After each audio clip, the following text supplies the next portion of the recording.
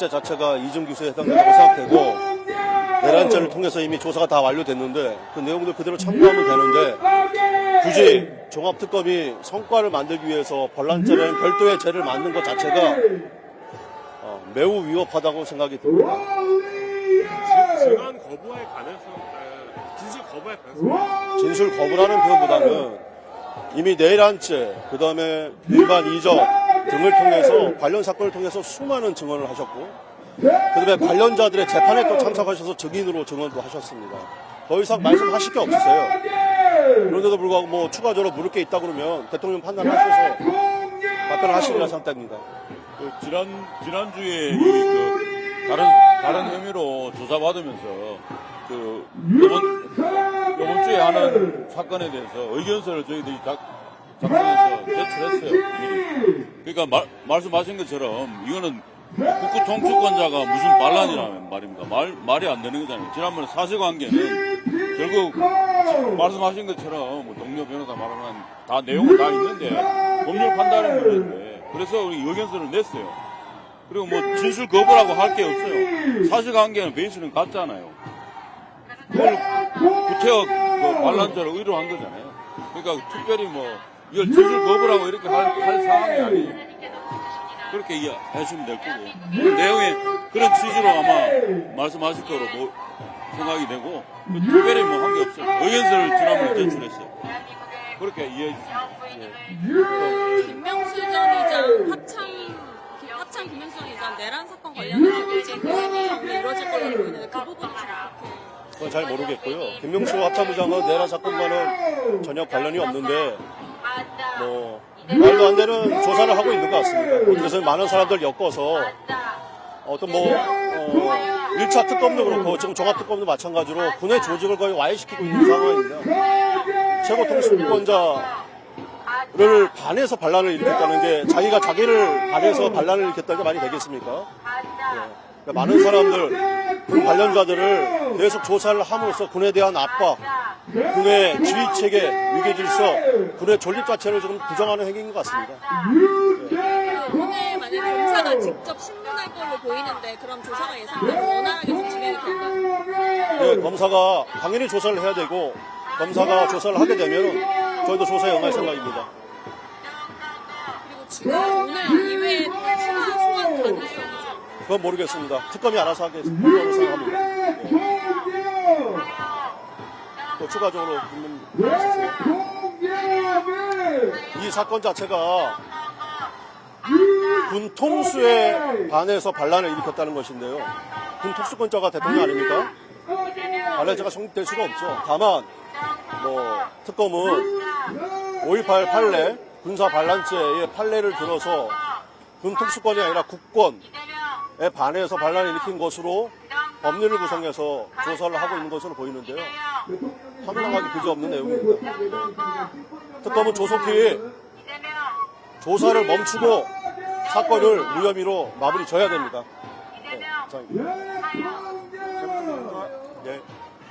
그리고 하나 추가로 말씀드리면 어제 보도된 결정한 것에 대해서 기자분들도 다 아시고 계시겠지만 왜 이게 황당하냐 하면 어제 일반 이적이라고 하는 것이 아니 북한의 무인기를 평양에 살포해서 북한이 방공망이 뚫려서 난리 나서 전부 자기들 내에 비상소집을 하고 문책을 했다고 하지 않습니까? 김여정이 나와서 담화했잖아요. 그런데 그것이 어떻게 이 북한을 이롭게 하는 거예요? 그 자체가 말이 안 되잖아요. 상식적으로 생각해 보시면 알잖아요. 그렇게 하고 북한에 관련된 문제는 국가보안법으로 처벌하도록 돼 있어요. 그것도 북한에 가서 충성 맹세를 하고 북한의 구성원이 된 자이거나 또는 북한의 지령을 받은 경우에 일반 이적 99조를 범했을 때 적용되는 거예요. 그런데 일반 이적으로 지금까지 북한과 관련해서는 적용한 예가 없습니다. 판례가 없는 데서 하는 것은 이거는 법을 왜곡하는 거고 판사도 요즘 좀 법 왜곡죄 만들었잖아요. 이건 상식적으로 말이 안 되는 걸 좀 구사하잖아요. 그럼 결국 형사권을 갖춰서 처벌하고자 하는 것만 있는 거예요, 그게. 여러분들 법령 조항을 잘 모르시겠지만은 국가보안법에도 일반 이적죄가 있습니다. 북한과 관련돼서 일반 이적을 저지른 경우에는 국가보안법으로 처벌됩니다. 거기에 뭐냐면, 거기는 요건이 북한이 구성원이 되거나 북한의 지령을 받아서 99조 일반 이적을 형법에 죄를 지는 경우에 바로 국가보안법으로 처벌하게 돼 있어요. 그건 반국가단체는 북한을 지정하는 거거든요. 북한과의 관계는 교류도 하잖아요. 그렇기 때문에 외국이 적대하는 외국이 아니에요. 외국이 될 수가 없잖아요. 북한, 우리가 우리 영토고. 그러니까 그렇게 처벌한다고. 얘가 없어요, 판례가. 근데 그걸 일반 이적으로 하는 거예요. 왜? 북한하고 지금 이번에 무인기가 통과할 수가 없잖아요, 이거는. 북한은 오히려 더, 어물풍선에 대응하는 건데. 그런데 그걸 서로 구성원이 되고 통과하고 지령을 받을 수가 없잖아요, 그거. 그러니까 일반 이적으로 처벌했다는, 의의를 하는 건데, 일반 이적도 마찬가지예요. 그건 외국이나 외국인 단체와 관련해서 이적을 해야 가능한 거예요. 그 어디에서 해당이 안 되는 겁니다. 그러니까 이 판례는 한마디로 말씀드려서 북한을 국가로 인정한 판례이고 이것은 북한의 두국가론, 적대적 두국가론에 완벽히 일치하는 판결입니다. 우리나라는 북한을 국가로 인정한 적이 없습니다. 북한을 점령하는 반국가 단체입니다.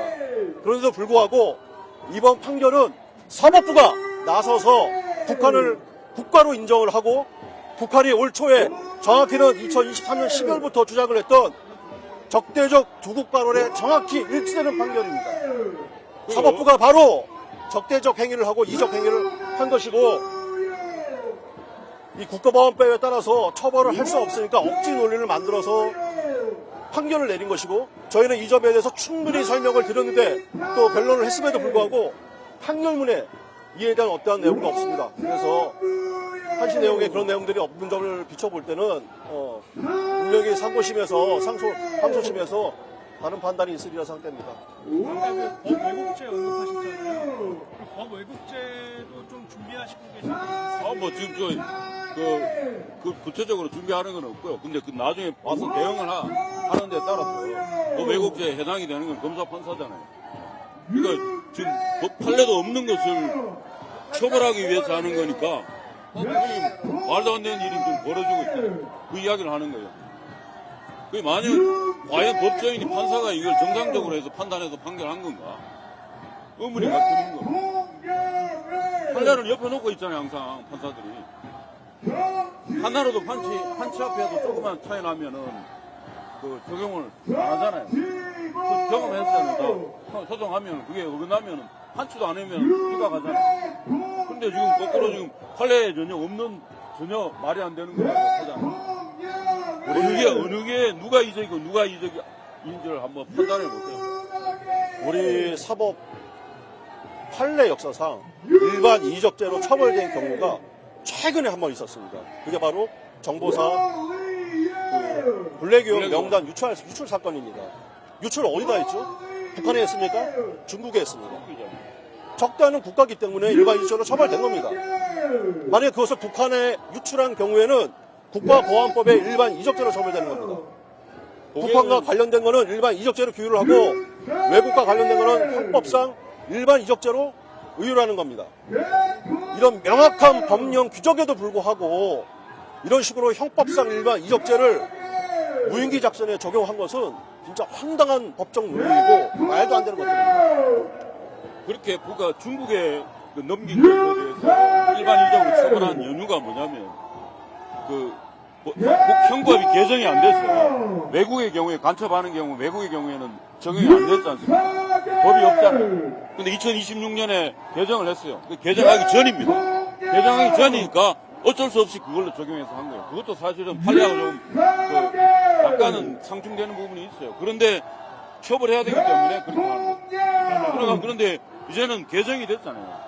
개정이 돼서 처벌할 수 있는데 그러면 중국의 경우에도 해당이 일반 형법으로 갑니다. 일반 이적으로 가요. 이제는 돼요. 그런데 지금 와서 북한에 관한 문제, 전혀 외국도 아니고 북한에 관한 문제를 그렇게 처벌한다는 제가 볼 때는 지금 이 부정선거와 관련돼서 많은 시민들의 열망이 포출하고 있지 않습니까? 이 의지를 꺾기 위해서 말도 안 되는 30년 선고를 한 것이라고 생각됩니다. 여러분들 생각해보기에 무인기 한 번 보냈다고 30년 받을 만한 사안입니까 이게? 유죄로 인정되더라도 유감인 게 지금 판결문 자체가 비밀로 공개가 안 돼서 기자분들도 못 봐서 유감입니다. 이거 보시면은 황당할 거예요. 기자분들도 보시면. 법조 출입 오래 하셨으니까 보시면 대충 아시잖아요.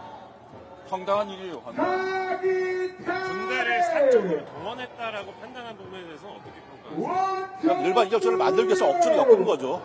아니 이게 분명히 그 국방장관이 책임하에 어물통신에 대응하기 위해서 군사작전이잖아요. 국방장관이 권한으로. 근데 왜 무슨 뭐 어떻게 일반인적인 무슨 말씀이 말이 되는 그 자체가 성립 안 되는 거예요. 그거. 자, 계엄을 위해서 무인기 작전을 이용하였다면 북한이 당시에는 오물풍선 공격을 계속 감행하고 있었던 거 아닙니까? 그럼 바로 원점 타격을 했겠죠. 더 강한 원점 타격을 통해서 북한의 군사 도발을 야기시켰겠죠. 하지만 최외적 저강도 방법인 그나마 실효성이 있다고 판단되는 무인기에 의한 전단 살포 작전을 한 것입니다. 근데 대부분의 이 조사 과정에서 우리나라 안보실 관계자 또 특검에 회유당했다고 의심받는 많은 군인들이 어떻게 진술했는지 아세요? 국민들이 죽어 나가야 그때서야 무인기 작전을 해야 된답니다. 죽는 사람이 자기네 아들, 자기네 자식, 자기의 부모라고 생각해보세요. 말이 되는 소리입니까 그게? 근데 요번에 사용한 무인기는 요번에 이란이나 전쟁에 드론 얘기 그 공격용 말하는 군사적인 그 공격용 드론이 아닙니다 이게. 아니에요. 그러니까 드론은 여러 가지인데 이거는 그냥 전단 살포하고 정찰도 아니에요. 그러니까 이 일반적으로 군용기라고 할 수가 없는 겁니다. 이것도 아셔야 돼요. 이 정도 하겠습니다.